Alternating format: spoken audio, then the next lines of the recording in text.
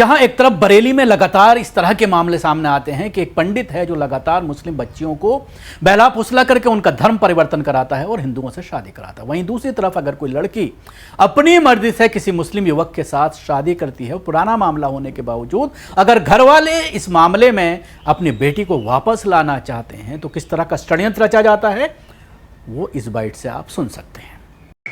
मैं सोनिका चौहान, मेरे पति का नाम अकबर खान है। 9 साल से हम एक दूसरे को जानते हैं। 3 साल पहले हमने स्पेशल मैरिज एक्ट के तहत शादी की थी, जिसकी भनक मेरे घर वालों को भी थी, लेकिन वो किसी राजनीतिक पार्टी के दबाव में आके, RSS, बजरंग दल, इन सब के दबाव में आके वो मुझे धमकाने लग गए। उन्होंने मुझे बोला कि तू अपने पति को डिवोर्स दे वरना हम तुझे काट देंगे। लेकिन कल मेरी मम्मी ने मुझे फ़ोन किया। उन्होंने मुझे फ़ोन पे बोला कि तू घर आ जा वरना मैं तुझे बहुत मारूंगी या तेरे साथ साथ उसे भी काट दूंगी, तुझे भी काट के फेंक दूंगी। मैं बहुत डर गई थी। मैं अपने घर नहीं गई तो मेरी मम्मी मेरी दुकान पे ही आई। उन्होंने मुझे बहुत मारा। उन्होंने पापा को भी बुलाया, जिसके चलते पापा ने भी मुझे बहुत मारा और बोला कि तू यहाँ से चल, जिसके चलते मेरे पति बीच में आए। उन्होंने उनसे बोला कि तुम क्यों मार रहे हो। मैं उस चीज़ के चलते मैं बहुत ज़्यादा डर गई थी। मैंने 112 पे कॉल की, मैंने पुलिस वालों को बुलाया, पुलिस वाले वहाँ पे आए, लेकिन वो उनसे भी नहीं हैंडल हुए, तो वो हम सब पे हावी हो रहे थे। इसी के चलते मैं और मेरे पति दोनों के दोनों वहाँ से चले गए। हमने अपनी जान बचाई और मैं अपनी मर्जी से गई। मैं बालिग हूँ, मुझे पता है मुझे क्या करना है क्या नहीं करना है, और मैं जैसे भी गई हूँ मैं अपने पति के साथ अपनी मर्जी से गई हूँ, अपनी जान बचाने के लिए गई हूँ। और अभी ये हो रहा है कि मेरे पति जो हैं उनके परिवार वालों को उनको मुझे धमकियां मिलती आ रही हैं और उनको बंद करके रखा गया है, उनको पकड़ के उन्हें परेशान किया जा रहा है। मैं चाहती हूँ कि इसके खिलाफ सख्त से सख्त कार्रवाई की जाए। मैं आपसे ये विनती करती हूँ कि आप इसके खिलाफ कार्रवाई करें और मुझे प्रोटेक्शन दें, क्योंकि मैं बहुत डरी हुई हूँ। मेरा पूरा परिवार जो है, मेरे हस्बैंड का परिवार जो है, मतलब मैं और मेरे हस्बैंड सब डरे हुए हैं।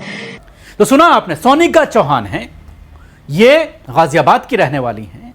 इन्होंने अपनी मर्जी से कई साल पहले मुस्लिम लड़के से शादी की थी, लेकिन इनके पिता ने एक फर्जी FIR दर्ज कराई कि मेरी बेटी का किडनैप कर लिया गया है और उसको रखा गया है, और जब मैं अपनी बेटी को छुड़ाने के लिए घर पर पहुंचता हूं तो मेरी और मेरी पत्नी की पिटाई की जाती है, मेरी पत्नी की सोने की चैन छीन ली जाती है, उनके कानों के कुंडल उतार लिए जाते हैं सोने के। इस तरह के लूटपाट का आरोप लगाया जाता है। लेकिन जब पुलिस घटनास्थल पर पहुंचती है तो उसको लगता है कि ये पूरी कहानी फर्जी है, मामले को रफा दफा किया जाता है, पुलिस कोई FIR दर्ज नहीं करती। उसके बाद एंट्री होती है हिंदूवादी संगठनों की। टीवी स्क्रीन पर आप देख सकते हैं, ये स्क्रीनशॉट्स हैं हिंदूवादी ग्रुप्स के, जिसमें खुलेआम इसके घर के बाहर इकट्ठा होने को कहा गया, इसके दफ्तर के बाहर इकट्ठा होने को कहा गया लड़के के जो मुस्लिम है। और उसके बाद ये कल की घटना है, 26 तारीख की शाम को हिंदूवादी संगठन इकट्ठा होते हैं सोशल मीडिया पर इस तरह की नफरत फैला करके, और उसके बाद उसके ऑफिस को में तोड़ फोड़ की जाती है, पिटाई की जाती है। लड़की साफ साफ अपनी पूरी घटना बता रही है, अभी आपने सुना होगा। पुलिस इसलिए FIR दर्ज नहीं करती क्योंकि इनके पास बाकायदा रजिस्टर्ड मैरिज सर्टिफिकेट है, इन्होंने शादी की है, और हमारा संविधान इस चीज की इजाजत देता है कि बालिग लड़का और लड़की अपनी मर्जी से बिना किसी धर्म और जाति के भेदभाव के किसी से भी शादी कर सकते हैं। यह सर्टिफिकेट आप टीवी स्क्रीन पर देख सकते हैं।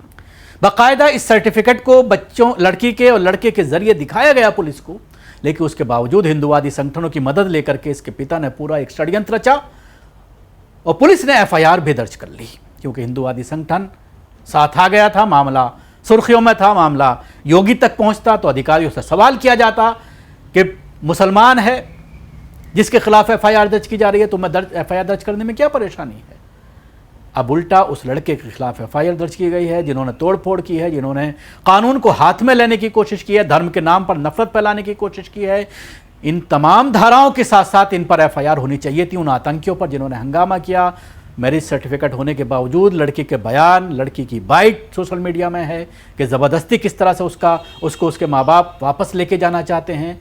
लेकिन एक तरफा कार्रवाई लगातार उत्तर प्रदेश पुलिस की ये एक नीति बन चुकी है कि अगर पीड़ित मुसलमान है तो उसके नाम से FIR नहीं होनी, बल्कि अगर जुल्म करने वाले आरोपी जो हैं, आतंकी जालिम संघ से ताल्लुक़ रखने वाले लोग हैं, हिंदुवादी संगठनों से ताल्लुक़ रखने वाले हैं, तो उन पर कोई मामला दर्ज नहीं किया जाएगा। तो सवाल यही है कि कपल को परेशान कर सकते हैं और उसके साथ ही कानून और संविधान इन तमाम लोगों पर लागू नहीं होता। ये अकबर और सुनीता की शादी का सर्टिफिकेट अभी आपने देखा। अब सवाल ये है कि क्या गुंडा तत्व इंटरफेथ मैरिज करने वाले दंपति के खिलाफ व्हाट्सएप पर नफरत फैलाकर उसकी सुरक्षा के लिए खतरा बनेंगे।